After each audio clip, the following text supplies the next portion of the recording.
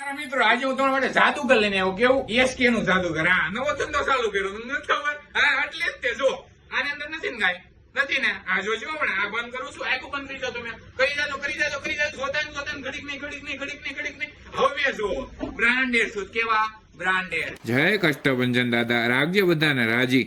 અરે મિત્રો, આ હતું જાદુગર. હવે તમને કરું મુદ્દાની વાત.